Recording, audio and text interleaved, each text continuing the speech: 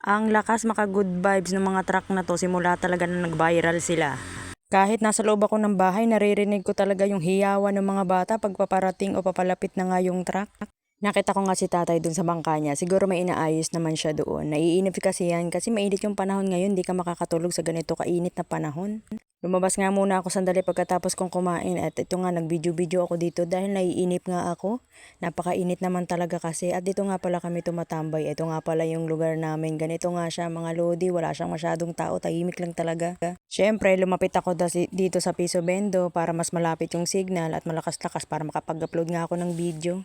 At hindi nga sila nakapalaot ng mga ilang araw na dahil napakalakas nga ng hampas ng alon lalo na kapag gabi at minsan maabot pa nga hanggang madaling araw. Kung ikaw ay malapit sa pangapalaisdaan o malapit talaga sa dagat, maiintindihan mo yung sinasabi ko.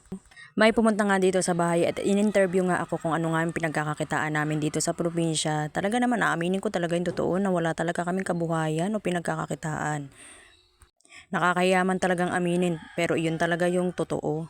Kaya nga kung gusto mo na magkaroon ng pagkakakitaan o kabuhayan, ang talagang the best na solusyon ay magtrabaho talaga sa Maynila. Kasi kahit magtayo ka ng tindahan dito, kung kakaunti din ang tao, wala rin mangyayari.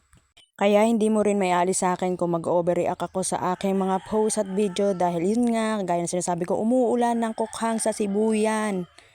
Tapos mababash ka pa. Hay! Tao nga naman. Pero nakakatuwa yung ganong caption ko. O, di ba pinansin nyo ako? Hindi naman talaga tayo papansinin ng tao kasi yung gusto lang talaga nilang makita sa atin yung mga negative na nangyayari sa buhay natin.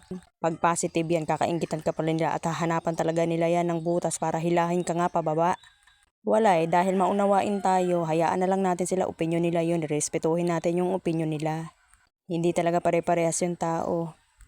Basta tayo, hindi tayo dapat maging gaya nila.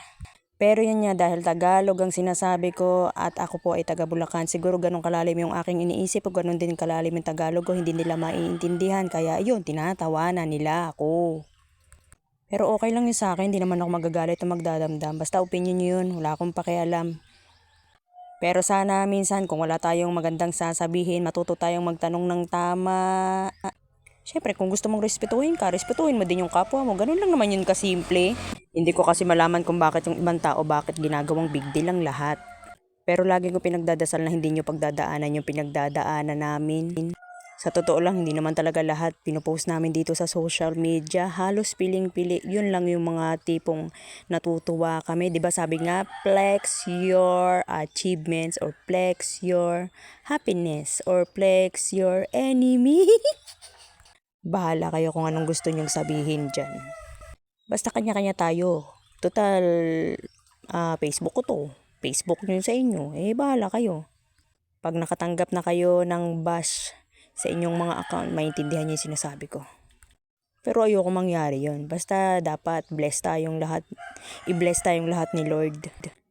Kung sa susunod, kayo nang mag-decide kung anong caption na pwede sa akin. PM nyo ako para naman meron akong alam. Nang hindi nyo naman ako pinagkakatuwaan, di ba?